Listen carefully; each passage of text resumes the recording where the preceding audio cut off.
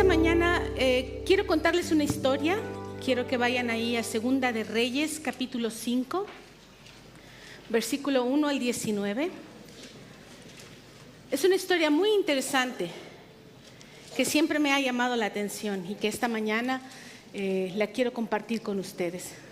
Quiero que la busquen, Segunda de Reyes, y la vamos a leer completa, ya que estamos en este deseo de estar leyendo la palabra y de estar meditándola, pues vamos a darle la oportunidad a la palabra misma que ella nos hable.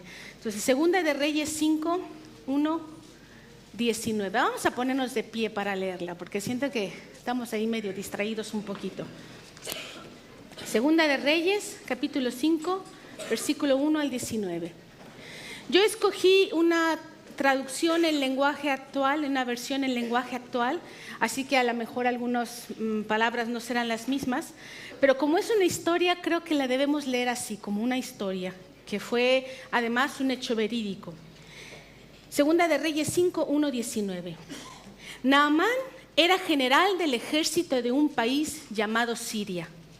Era un hombre muy importante y el rey lo quería mucho, porque por medio de él Dios le había dado grandes victorias a Siria. Pero este valiente soldado tenía una enfermedad de la piel llamada lepra. A veces los sirios iban y atacaban a los israelitas.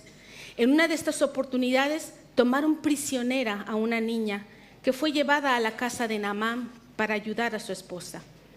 Esa niña le dijo a la esposa de Naamán: si mi patrón fuera a ver al profeta Eliseo que vive en Samaria, se sanaría de la lepra. Cuando Naamán se enteró de esto, fue a ver al rey y le contó lo que había dicho la niña.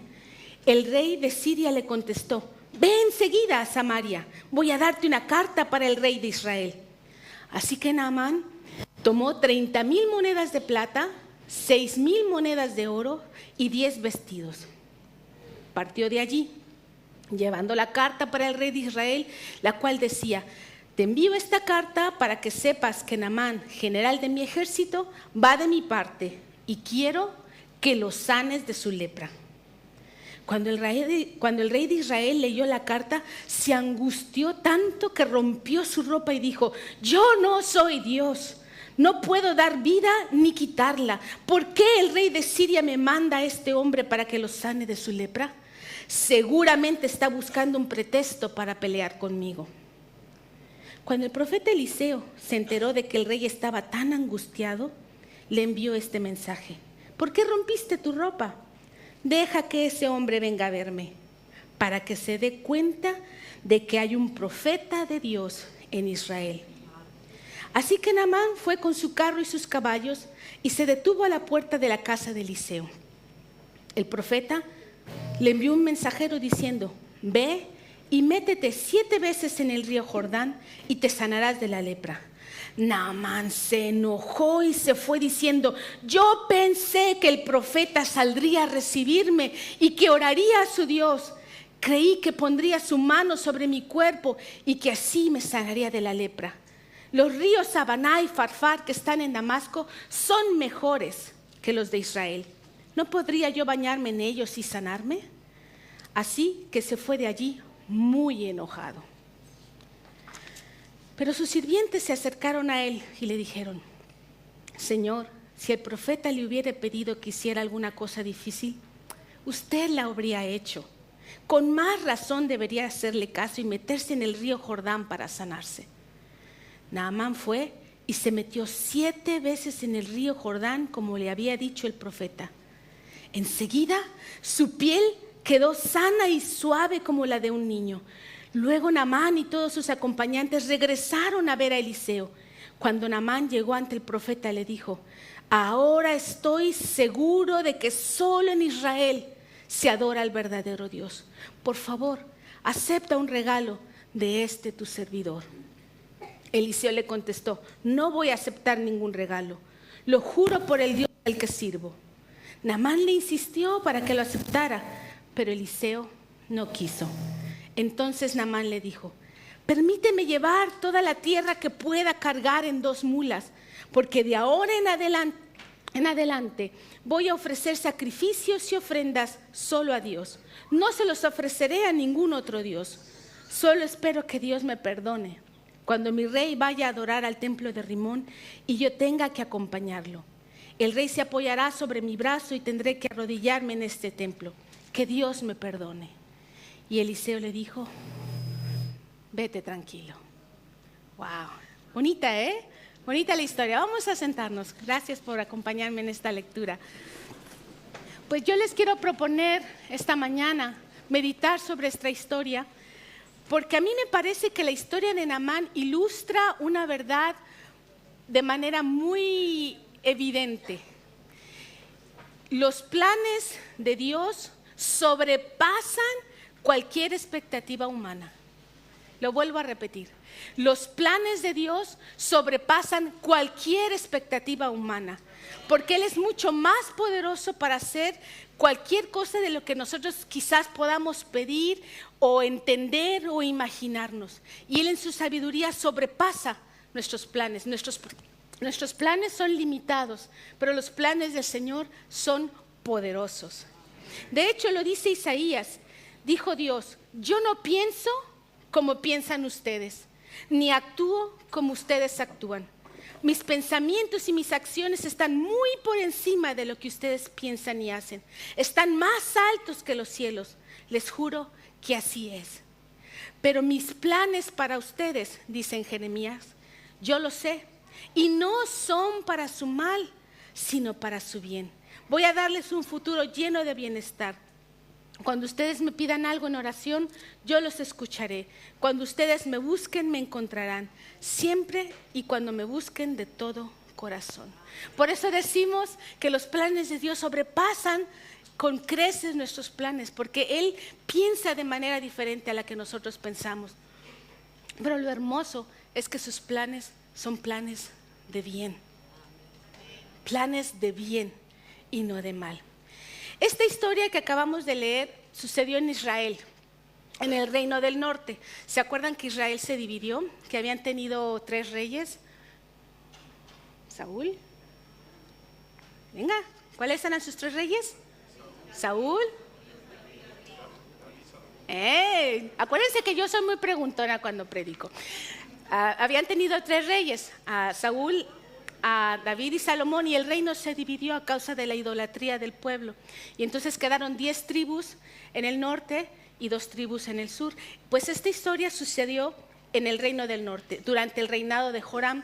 Y su reino, como en muchos de los reinos que habían estado en el norte, fue caracterizado por la maldad y la idolatría.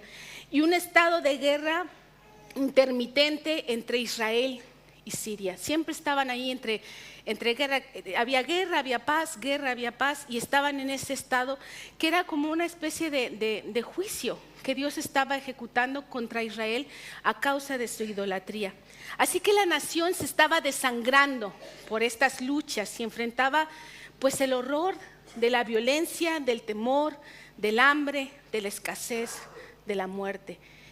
Cuando nosotros oímos hablar de guerra, se nos hacen realidades que están tan cercanas, porque realmente hay lugares que están en conflicto, pero a la vez son realidades que las sentimos tan lejanas, porque no nos toca aquí en nuestra propia carne, pero son realidades muy fuertes.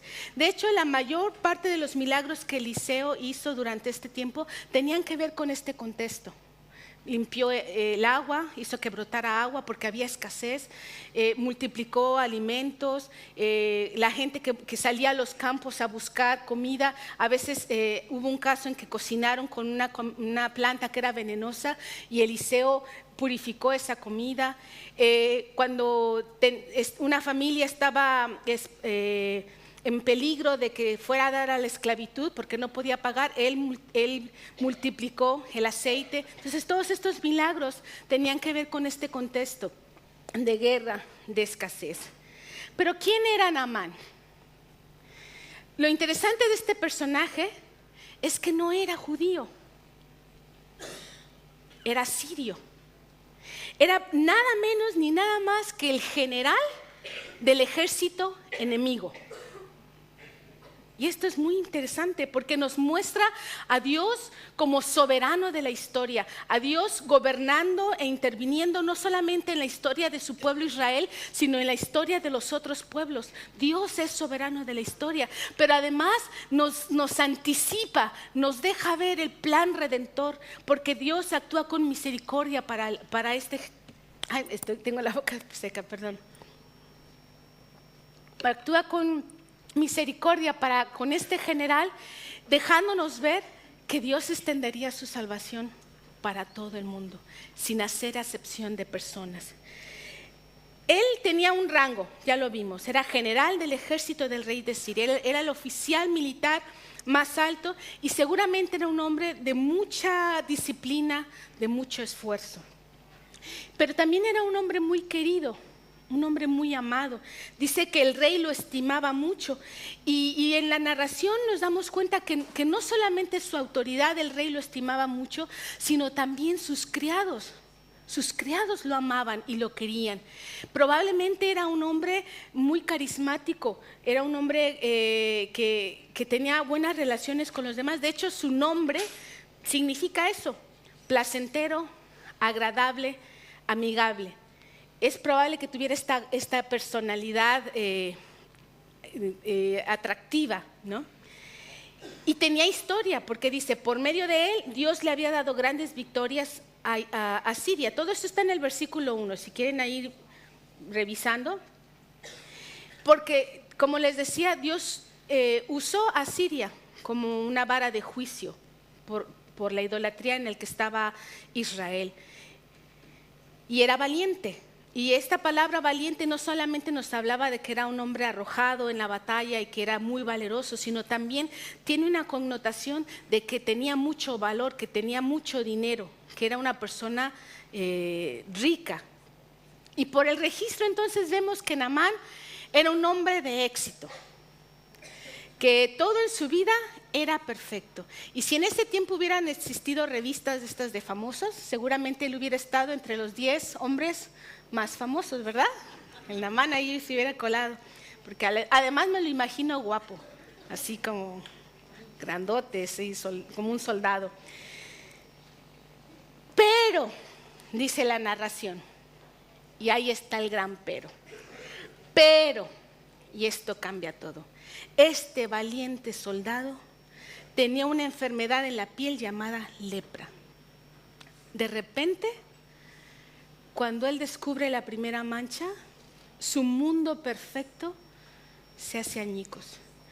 Su grandeza y su honor no le pudieron exentar o hacer lo que se escapara del dolor y del sufrimiento humano.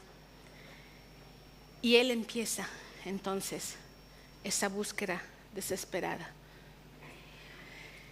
Y eso me hace pensar en nosotros. Todos nosotros, tarde o temprano, enfrentamos momentos de crisis en la vida, momentos en los que nuestro mundo perfecto, o si no perfecto, por lo menos nuestro mundo estable, de repente se nos hace añicos, se nos desmorona, todos nuestros sueños como que se rompen. Muchas veces nuestra falta de entendimiento nos hace pensar que por ser hijos de Dios no vamos a pasar por estas cosas, pero realmente cuando entonces alguien nos da un diagnóstico de una enfermedad terminal, o perdemos a un ser querido, o enfrentamos un divorcio, o un revés financiero, o una crisis de estas fuertes, ahí como que ponemos los pies en la tierra y decimos, y entendemos que Dios muchas veces usa el sufrimiento como una escuela. Cuando miramos al leproso Naamán, vemos en realidad la imagen de nosotros mismos, porque podemos tener talentos, podemos tener buenas relaciones con los demás, podemos tener victorias, pero siempre hay un pero. Algo que nos quita el gozo, que nos quita la paz, que nos saca de nuestro mundo perfecto. La lepra en ese tiempo era una enfermedad incurable, mutilante, o sea que te hacía que se te cayera la piel, y vergonzosa. Realmente era una sentencia de muerte en la vida. Comenzaba así con llagas y rojas, y estas llagas se iban abriendo y era muy doloroso. Y con el tiempo estas llagas se llegaban a afectar el sistema nervioso al grado que perdías la sensibilidad. Y entonces podías, por ejemplo, agarrar algo caliente cuando estabas cocinando y no lo sentías. Y eso era lo que provocaba los accidentes y las mutilaciones, porque la gente andaba por ahí y como no sentía nada, era expuesta a muchos accidentes y poco a poco iban perdiendo y deformándose en su cuerpo. Era una enfermedad además con estigma social, porque se creía que era contagiosa, que era hereditaria y que era una maldición, una maldición de Dios. Y de hecho, si Naamán hubiera sido judío, no se le hubiera permitido estar en la corte, él hubiera sido excluido y marginado de la comunidad. Pero como era sirio, pues todavía andaba por ahí en la corte. El siguiente personaje interesante que yo encuentro aquí es esta niña. Es valiente. Y es misericordiosa. Esta niña, imagínensela, yo creo que ha de haber estado entre los 10, los 14 años, y es arrancada de su casa. En el peor de los casos, quizás sus secuestradores hayan matado a sus padres, ¿no? Y es arrancada del seno familiar a un país extranjero, a otra lengua, y es puesta en esclavitud. Y en esta esclavitud va a dar a la casa de Naamán. Pero ella decidió, tan jovencita, porque dice ahí que era claramente una niña, tan jovencita, decidió no amargarse, decidió no resentirse contra su Dios y no resentirse contra aquellos que la habían secuestrado, sino decidió seguir siendo fiel a Dios y dar testimonio de Dios y de su poder, y además de compartir con su secuestrador, perdonándolo, porque tuvo que perdonarlo para poder hacer esto, la solución. Fue un ejercicio de perdón, un ejercicio de amor, un ejercicio de misericordia. Otra persona en su lugar hubiera estado con ese rencor y con ese resentimiento y decir, ¿y por qué voy a compartir? ¿No? Esta niña fue muy valiente porque se atrevió a compartir de esa fe, y además era una niña de fe, porque realmente para estos tiempos Eliseo no había sanado nunca hasta ese momento a un leproso. ¿Cómo sabía ella que Eliseo lo iba a recibir, o que Eliseo iba a poder, o que Dios iba a poder usar a Eliseo para este milagro? Realmente fue su corazón, fue su fe.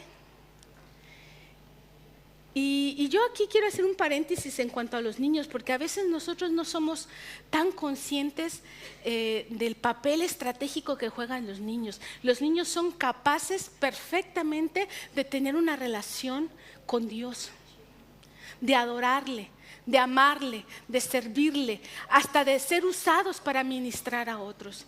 Y yo creo que es nuestra responsabilidad invertir en nuestros hijos para que ellos pudieran tener este tipo de fe.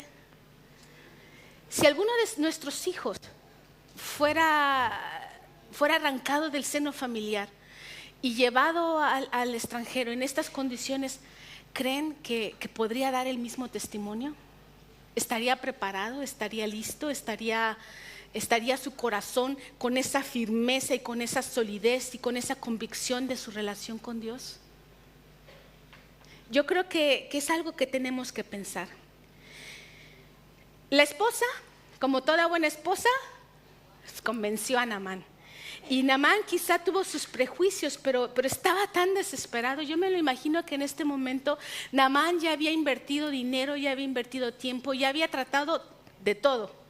Porque cuando decides ir al profeta del pueblo enemigo, al cual tú has vencido una y otra vez, porque el hecho de que tú lo hayas vencido te puede hacer pensar que tu Dios es más poderoso, porque en aquel tiempo eso es lo que se creía, que los dioses eran regionales y locales, y entonces si el Dios de Siria era más poderoso, por eso estaban ganando al pueblo de Israel. Entonces, para haber accedido a ir a ver a Eliseo, a un profeta que pudieras él considerar menor, y de hecho lo considera así, porque lo vemos en el relato, es que estaba muy, pero muy desesperado. Ahora, Naamán, como todo buen general, como todo hombre de mando, acostumbrado a controlar las cosas, pues empieza a hacer una estrategia y diseña su plan. Y él se hace un plan. Y es aquí donde yo vuelvo a enfatizar, los planes nuestros son limitados, son cortos, pero los planes del Señor sobrepasan con creces nuestros planes. Y Naamán, pues como un hombre de mando, hace su plan. Hay que recordar que Naamán no había tenido una relación con Dios y que sus patrones de pensamiento obedecen a una cultura pagana. Entonces Naamán hace su plan. Paso número 1. ¿Lo ven ahí en el versículo 4 y 5? Está ahí. Paso número 1, voy a usar mis influencias.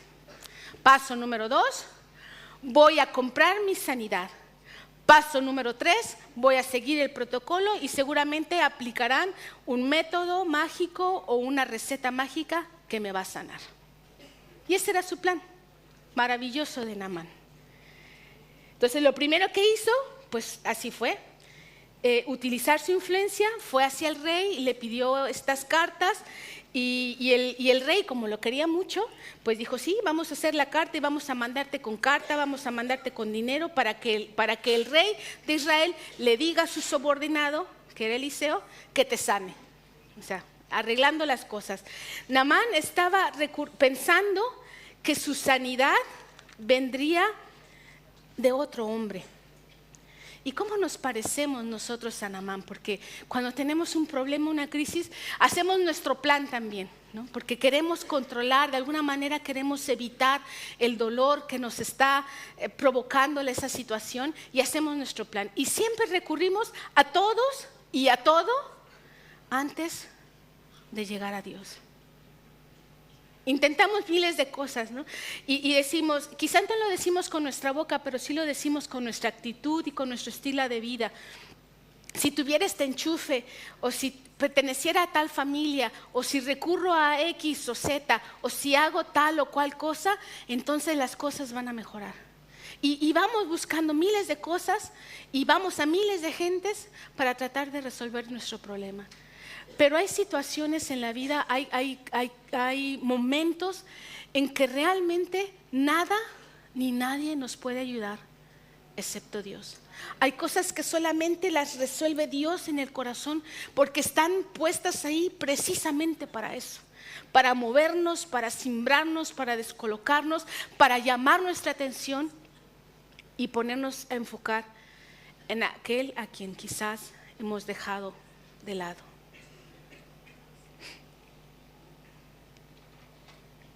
Paso número 2.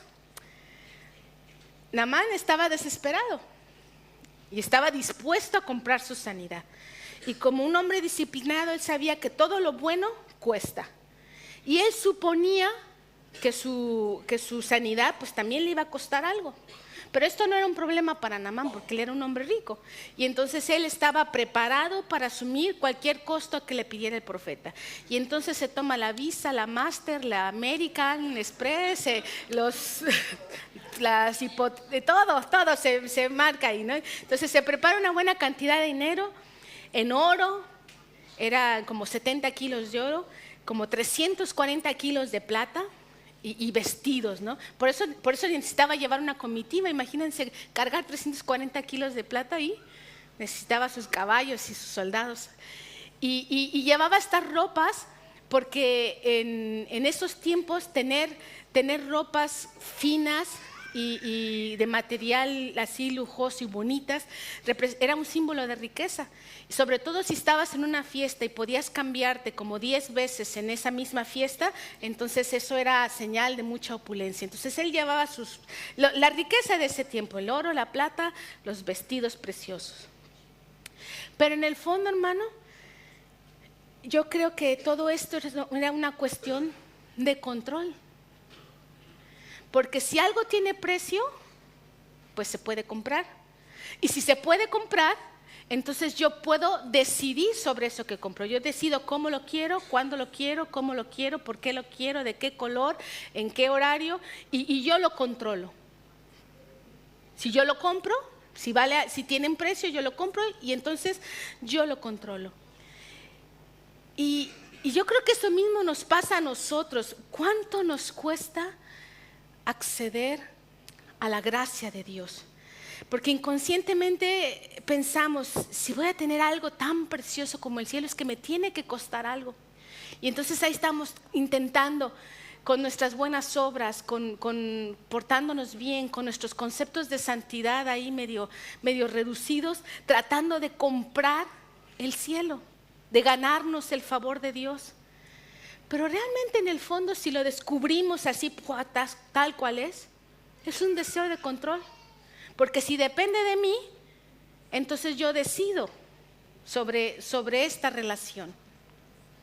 Pero Dios es muy claro y le va a enseñar a Naamán que no se trata de comprarlo, que la gracia de Dios es gratuita y que no podemos hacer nada, pero nada para merecerla.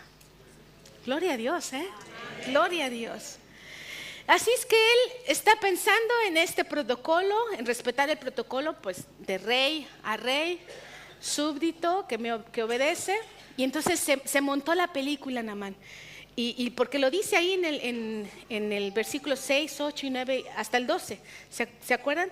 Dice, yo pienso que va a salir, Eliseo me va a recibir, y pensó todo cómo iba a ser, ¿no?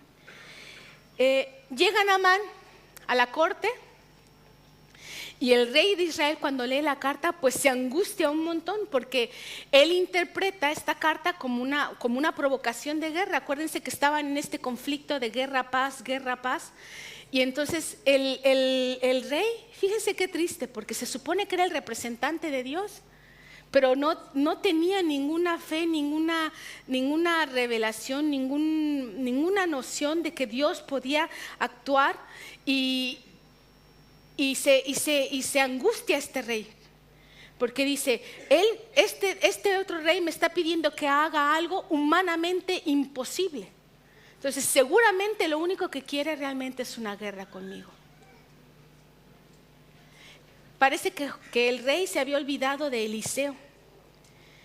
Y nadie es profeta en su tierra, ¿verdad? Se había olvidado de Eliseo. Pero Eliseo, cuando escucha esta noticia, toma la iniciativa, le manda un mensaje al rey y le dice, mándamelo para acá. Entonces imagínense, llega Naamán con sus 300 kilos de plata, sus 70 kilos de oro, con sus caballos, con su comitiva, a la puerta de Eliseo. Y Naamán llega con ese porte, ¿no? Consciente de su posición y de su dignidad. Y lleno de orgullo permanece en la puerta. Pero Eliseo no sale a recibirlo. No hay luces, centellas, no hay saludo, no hay alfombra roja, no hay nada de lo que Naamán se había imaginado, sino solamente este mensaje: ve y métete al río 7 veces. Y se enoja Naamán, ¿cómo? Si yo pensé que iba a salir y que iba a invocar a su Dios y que me iba a poner la mano y ¡buah! Rayos y centellas, y entonces iba a ser sanado, tal como me lo merezco yo, a mi nivel, a mi categoría, conforme a mi grado militar, ¿no? Y él ya tenía su plan. Este hombre exitoso se sintió totalmente humillado por la actitud de Eliseo. Pero es porque Naamán tenía una idea preconcebida de lo que se supone que debería de suceder. Él creía que entendía cómo pensaba Dios y cómo debería de actuar, y qué se supone que es lo que debería de hacer su profeta. Él ya tenía él se acercó a Dios con un concepto ya fijo, con un esquema ahí, con un cuadrito. Dios tiene que actuar así y así, ¿no? Y nos podemos sorprender, pero realmente somos iguales, hermano. Cuando nos acercamos a Dios, nos acercamos ya con todos estos conceptos, con todas estas ideas y pensamos que Dios tiene que actuar así y así. Y si se sale de esos parámetros, ya no es Dios. Y cuando se sale de esos parámetros y cuando Dios no se sujeta a los parámetros que nosotros le marcamos y entonces vienen estos golpes en la vida, ahí es donde nos descolocamos. Y podemos reaccionar perfectamente como reaccionó Naamán, enojándonos. O podemos reaccionar huyendo. O mintiendo, como reaccionó David. O tomando atajos, como los tomó Abraham. O evadirnos en adicciones. Pero esas son todas estas reacciones que, ante el hecho de que Dios no se sujeta a nuestros conceptos, a nuestros parámetros. Naamán no podía recibir ayuda en sus propios términos, en sus condiciones. Él tenía que descubrir que Dios no se somete a nuestro capricho, que no le impresionan las cosas que a nosotros nos impresionan y que el don de Dios es un don gratuito que no puede ser comprado. Nosotros nos metemos en todo tipo de problemas cuando suponemos que sabemos lo que Dios piensa o sabemos cómo debe actuar Dios. Pero hermano, la mayoría de las veces no va a ser como nosotros nos imaginamos. Va a ser de la manera en que Dios lo ha establecido. ¿Y por qué? ¿Por qué es esto? ¿Por qué Dios nos cambia la jugada? ¿Por qué Dios nos descoloca? ¿Porque es un Dios controlador y malo y que está ahí nada más como los otros dioses? Yo creo que no.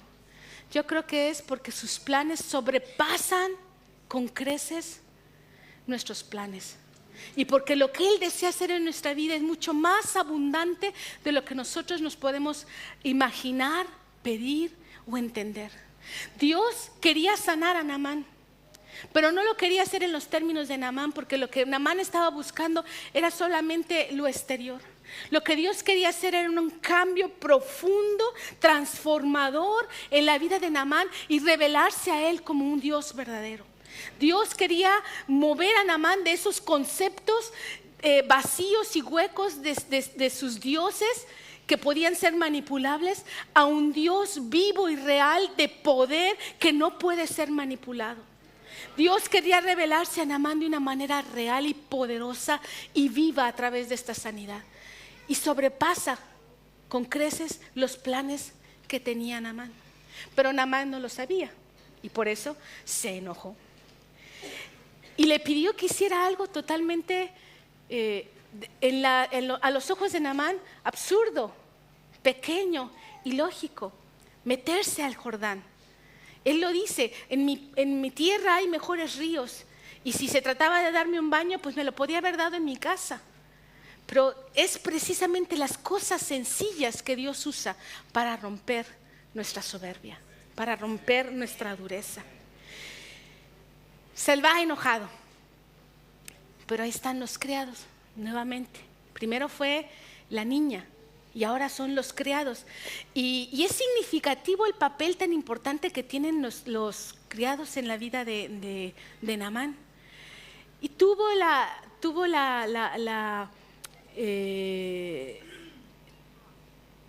certeza de escucharles. Les escuchó. Pero los criados le hablaron a su corazón, le honraron, le hablaron como a un padre. Y lo hicieron con mucho tacto y con mucho respeto, lo conocían, sabían cómo hablarle. Y le descubren el asunto y le dicen: si el profeta te hubiera pedido hacer una cosa grande y un sacrificio fuerte, lo hubieras hecho. Pero te está pidiendo esto que es tan sencillo, que es tan concreto. Hazlo. Y lo animan y lo alientan para que dé ese paso. Y muchas veces Dios va a poner a nuestro alrededor gente así. Gente que en estos momentos de crisis y de dificultad estén cerca de nosotros y nos animen y nos digan, venga, hazlo, ¿no? Es sencillo lo que Dios te está pidiendo, y nos alientan, y es el valor de la comunidad tan importante. Si no hubieran estado sus criados ahí, Naamán se hubiera ido y se hubiera quedado sin su milagro. Pero estuvieron ahí estas personas estratégicas. Hay que abrir los ojos en estos tiempos a las personas estratégicas que Dios está colocando en nuestra vida. O tú mismo, hermano, a lo mejor tú estás siendo estratégico para alguien más. Y hay que tener esa sensibilidad de discernir lo que está pasando a nuestro alrededor. Cuando venimos a la casa de Dios, hay que ser sensibles y ver con otros ojos a todos los que están a nuestro alrededor. Tratar de pedir, Señor, ¿qué puedo aportar? ¿Qué puedo dar? ¿Cómo puedo animar? Porque es estratégico y nunca sabes cómo Dios pueda usar esta palabra sencilla para animar a alguien a cumplir su propósito y su destino. Naamán se dio cuenta cuando los criados le hablaron, porque le hablaron con la verdad, que todavía estaba leproso, y eso no lo podía negar. Que ni su riqueza, ni su influencia, ni todo lo que tenía podían cambiar esa realidad. Tuvo que tener este choque con su realidad, reconocer su necesidad y reconocer que todavía estaba leproso. Y es hasta ese momento, hasta el momento en que nos atrevemos a encarar quiénes somos realmente, cuando somos sinceros con respecto a lo que nos está sucediendo y somos auténticos, cuando hemos llegado al límite, hermano. Es hasta ese momento que Dios puede empezar a obrar en nuestras vidas. Cuando llegamos a Dios con nuestro plan y exigimos que Él se someta, Dios no hará nada. Pero si nosotros logramos movernos de ese orgullo y de ese concepto preconcebido al hecho de aceptar nuestra realidad, lo que tenemos, lo que somos, nuestra condición, entonces ahí es donde Dios puede empezar a actuar. Naamán tuvo que tomar una decisión, y esa es la decisión que tenemos que tomar todos nosotros. Cuando su plan falló y Dios no respondió de la manera que él esperaba, él podía o seguir enojado o decidir confiar en Dios, rendirse y decidir confiar en Dios, reconocer el hecho de que Dios es Dios y que él no lo era, que sus pensamientos son más altos que los suyos, pero que son buenos pensamientos. Así que en esta desesperación, pues Naamán se decide y toma y da el paso. Acepta su situación, reconoce que sigue leproso. Tiene que bajarse de ese carro, tiene que desnudarse, sacar todas esas medallas, todos esos ropajes que de alguna manera ocultaban su lepra. Tuvo que exponer su lepra no solamente delante de Dios, delante de sus siervos, sino delante del profeta, y tuvo que someterse a las instrucciones precisas que Dios le había dado. Instrucciones que quizás no tenían sentido y no tenían lógica para Naamán, pero lo hizo. Y se metió una vez y nada, 2 veces y nada. Imagínense la tensión, el estar venciendo el ridículo, todo lo que pasaría en la mente de Naamán. Y si esto no funciona, y si es o si no es, en ese proceso de espera, 3ª, 4ª vez, 5ª vez, hasta la 7ª vez que se sumerge y sale, se da el gran milagro por parte de Dios, y su piel queda limpia como la de un bebé. Pero fue hasta el momento en que él renunció a tener el control y lo cedió al Señor y se atrevió a creer en Dios, que generó este espacio para que Dios actuara.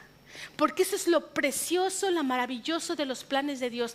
Cuando Dios nos da un plan, es que ese plan lleva en sí mismo el poder de ser realizado. Cuando Dios le pidió a Naamán que se metiera en ese Jordán, es porque la 7ª vez que saliera de ahí, él sería limpio. Ciertamente sería limpio. Y así pasa con nosotros. Cuando nosotros nos rendimos finalmente, nos cedemos finalmente, aunque no entendamos lo que está sucediendo, Dios le damos ese lugar, ese espacio para que Dios actúe, para que su poder sea liberado y en su poder venga a manifestarse a nuestras vidas. Es hasta ese momento. Pero tenemos que dar el paso. Tenemos que dar el paso. A lo mejor quizás Dios nos está pidiendo hacer cosas que no entendemos. Cosas sencillas o cosas que van en contra de nuestros conceptos. Pero si Dios te lo ha pedido y tienes la certeza que es Dios que te lo ha pedido, yo te animo, hermano, a que lo hagas. Porque ahí, aunque no lo entiendas, ahí está tu sanidad. Naamán es transformado. Es transformado de una manera maravillosa. Él regresa al profeta con una actitud diferente. Versículos 15 al 19 lo podemos ver. La transformación espiritual que ocurre en Naamán, igual con nosotros, no sucede cuando ya recibimos lo que estamos deseando, en el momento que somos sanos, sino en todo ese proceso en que Dios lo metió para cambiar sus conceptos y sus planes a lo que Dios quería revelarle. Fue en ese proceso en el que Dios lo va transformando. Es ahí donde se forja, mientras estamos esperando, mientras estamos anhelando, mientras estamos creyendo, cuando no vemos nada, cuando no tiene sentido, cuando nos sentimos abandonados, cuando creemos que Dios ya no está ahí, es en ese momento donde Dios está haciendo su transformación en nosotros. Y lo podemos ver porque es maravilloso lo que dice. Ahora conozco que solamente hay un Dios que es el Dios de Israel. Ahora conozco. Hermanos, esta palabra es profunda, porque sabemos que no se trataba de información. Esta palabra conocer tiene que ver con una experiencia de revelación en la vida de Naamán. Naamán supo en ese momento, le fue revelado en ese momento. Y hay que ubicarnos en el momento de la historia, cuando todavía no había esta revelación para los gentiles. A Naamán le fue revelado, él supo que solamente había un Dios verdadero. Y era el Dios de Israel. Y esa era la gran misericordia, el gran milagro, la gran obra que Dios quería hacer. Y por eso le cambió el plan. Y por eso lo pasó por ese proceso, porque quería que él tuviera esta experiencia. Dicen los evangelios: erráis porque no conocéis las escrituras, ni el poder de Dios. Porque es en este conocer, no nada más es esa revelación de Dios como sanador, sino el poder que lleva implícito para saber que Dios lo había sanado. Es esta experiencia maravillosa. Y dice: y ahora conozco que hay un Dios verdadero. Y es hasta que experimentamos, hermano, esa impotencia, la sensación de que Dios nos ha abandonado, cuando Él nos quita todas estas muletas, que somos como empujados a anhelar, a desear esta comunión íntima con Él. Y es en esa comunión íntima donde conocemos a Dios. Y a veces pasamos por ahí, porque la voluntad del Señor, los sueños del Señor, los planes del Señor, y yo creo que la mayoría de aquí lo hemos experimentado en carne propia, sabemos que no es una cosa lineal de éxito, sino es éxito, fracaso, pérdida, éxito, desilusión, trato de Dios, sufrimiento, éxito, y es así. Y ahí es donde Dios se revela a nosotros. ¿Por qué? Porque nos llama a esa intimidad.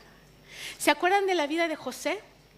Que José dice en todo el relato, un día léanlo con atención, en todo el relato dice que Dios estaba con él. Y cuando sus hermanos tuvieron celos de él y lo metieron en ese pozo y lo vendieron como esclavo, Dios estaba con él. Y cuando fue a dar a la cárcel, Dios estaba con él. Y cuando la esposa de Potifar levantó falso contra él, Dios estaba con él. Pero tú te puedes decir, ¿cómo que Dios estaba con él? Y entonces, ¿por qué fue a dar a la cárcel? Y entonces, ¿por qué permitió esa injusticia? Y entonces, ¿por qué estaba en el pozo? Porque nos confundimos muy fácilmente, porque pensamos que Dios piensa como nosotros, pero no lo piensa así. Nosotros pensamos que si estamos bien con Dios, entonces todo va a salirnos bien y que todo va a estar bien siempre. Pero no es así. Dios no piensa como nosotros. Y Él usa estos caminos y estos procesos para hacer su obra de transformación y precisamente llevarnos a pensar y entender como Él piensa y como Él entiende. Naamán regresa transformado, regresa con estas comitivas, pero ya era un hombre diferente. Fíjense qué interesante. Él ya no llega con su carro y se queda ahí parado esperando que Eliseo venga a él, dice, porque dice el relato, seguro vendrá él a mí, a una persona como yo, ¿no? Ahora es todo lo contrario, llega con una actitud diferente y le dice, soy tu siervo, le dice Naamán a Eliseo, aquí tu siervo, ¿no? Cuando Dios nos humilla y nos pasa por esos procesos, nos hace siervos, se nos quita la fanfarronería y nos hace siervos. Y le dice, soy tu siervo. Y regresa con este deseo de mostrar su gratitud a Dios y le ofrece un presente a Eliseo. Ya no viene con esa riqueza porque quiere comprar su sanidad. Ahora viene con esa riqueza porque quiere bendecir al siervo de Dios. Y le dice, toma este presente, toma este regalo. ¿Ven la diferencia? ¿Ven la transformación que sucede en el corazón de Naamán? Ahora es siervo, ahora no quiere comprar, ahora quiere bendecir. Pero Eliseo se niega a recibir el regalo o la bendición que traía Naamán. No porque Eliseo creyera que era ilícito hacerlo. Él en otros pasajes sí recibe presentes. Pero en este caso concreto había una lección muy importante que enseñar. Que el Dios de Israel no se le compra, que su misericordia no está en venta, que el Dios de Israel no se le controla, que el Dios de Israel es generoso, poderoso, que lo que a Él le interesa es transformar el corazón y la vida de los hombres. Así es que Eliseo rechaza este regalo. Y es bien interesante, me imagino a Naamán como un recién convertido. Tenemos que pensar que él era sirio y que tenía todas estas ideas de su cultura todavía. Y entonces, ¿qué fue lo que le pide a Naamán, a Eliseo? Le dice, yo quiero llevarme tierra de este lugar. Y uno dice, bueno, ¿y para qué quería la tierra, no? Pues hay como tres opciones. Podía ser que él quisiera esa tierra para edificar un altar allá donde él estaba, porque había estos conceptos de que los dioses eran regionales y entonces solamente se le podía alabar a un dios si estaba sobre su tierra. Entonces, se adoraba al Dios de Israel en Israel, se adoraba al Dios de Siria en Siria, se adoraba al Dios de las montañas en las montañas, al Dios de los valles en los valles. Entonces, ¿qué quiere hacer Naamán? Pues llevarse su tierra para poner su altar y adorar al Señor, un lugar de encuentro. Todavía tenía Naamán como que estos conceptos ahí mezclados y luego se da cuenta que tiene un conflicto. Dice, cuando regrese, mi rey me va a pedir que lo acompañe al templo del otro Dios, y entonces cuando él se apoye sobre mí, pues yo me voy a tener que arrodillar. Y le dice a Eliseo, ¿qué hago? Dice, que Dios no se vaya a enojar conmigo porque no voy a estar adorando al ídolo. De ahora en adelante yo solamente quiero adorar al Dios verdadero. Y está como un recién convertido con estas preguntas. ¿No nos pasó así a nosotros cuando llegamos al Señor? ¿Y qué hago con esto? ¿Y qué hago con aquello? ¿Y qué hago con lo otro? Y un montón de inquietudes que había en nuestro corazón y de mezclas ahí. Pero lo importante es que Naamán ahora conoce a Dios y ha tomado la decisión de solamente adorar al Dios verdadero. Eliseo no lo carga, le dice, no le responde realmente, le dice, ve en paz. Porque Eliseo sabía que Dios ya había empezado su obra de revelación y Dios en su momento y en su tiempo justo iría trabajando en el corazón de Naamán, lo que Naamán necesitara ir cambiando. Le fue revelada a Naamán así la idolatría. Y de ser un hombre politeísta a un hombre que adoraba solamente al Dios verdadero. Qué procesos, hermano, de transformación, de revelación de Dios a la vida de Naamán, tan maravilloso. ¿Qué querrá Dios revelarte a ti y a mí en nuestras crisis, en nuestros planes hecho añicos o en nuestros sueños que se nos caen? Lo de menos para Dios era sanar a Naamán o ayudarnos a nosotros en nuestra crisis. Lo de menos para Dios es intervenir y como decimos en México, y de un guamazo resolver el problema. Lo importante era el proceso en el corazón del Naamán. Lo importante es entender que no solo es la meta la que nos importa, sino el camino que vamos recorriendo para llegar a esa meta.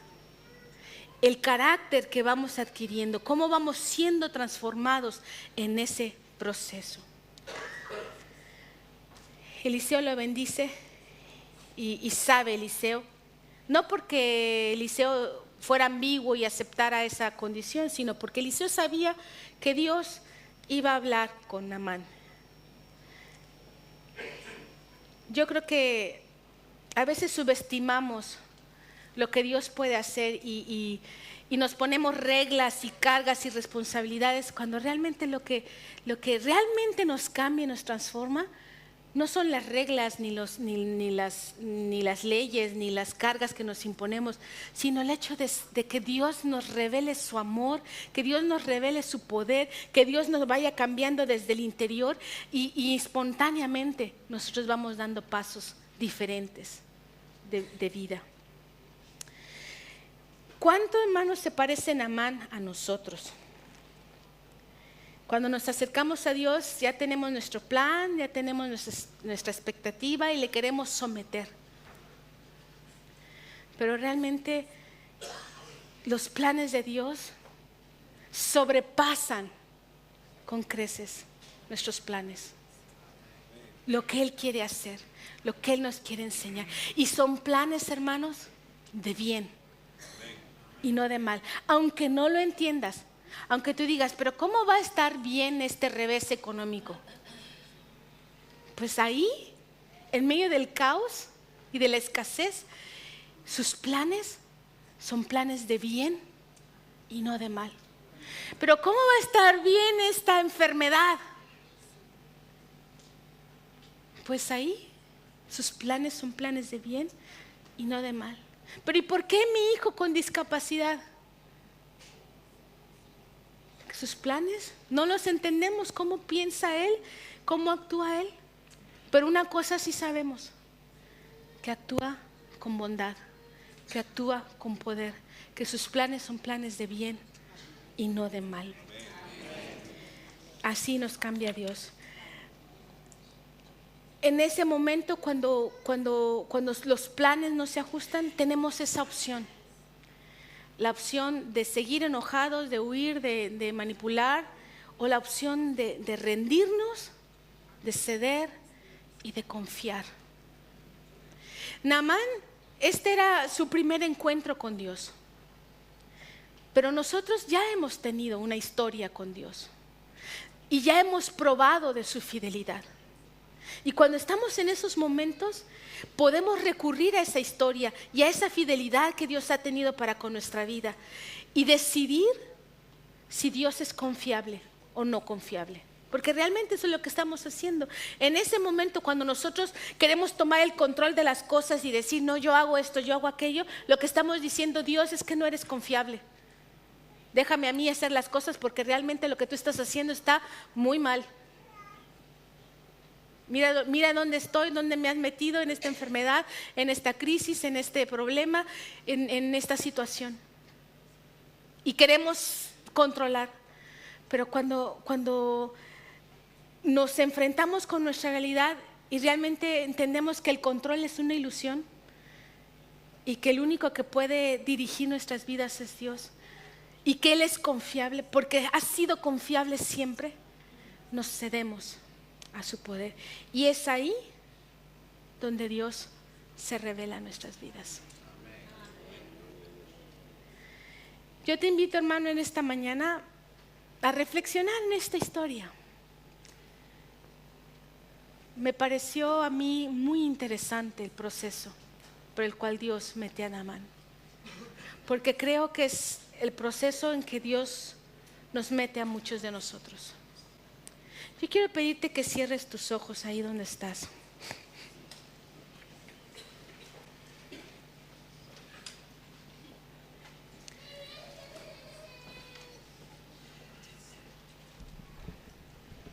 Cuando Dios nos cambia el plan y no lo entendemos,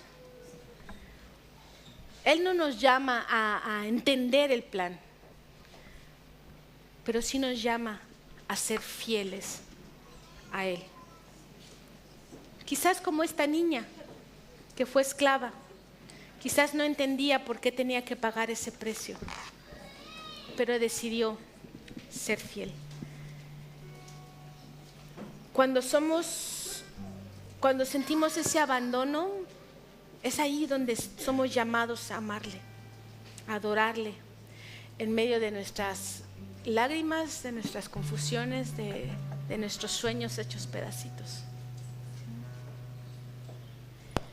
Yo sé que esta palabra es para alguien en esta mañana.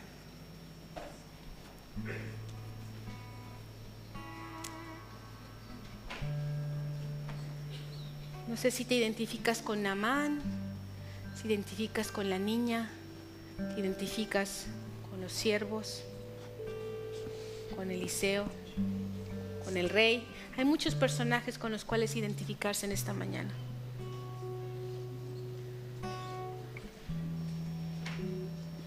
Pero lo más importante es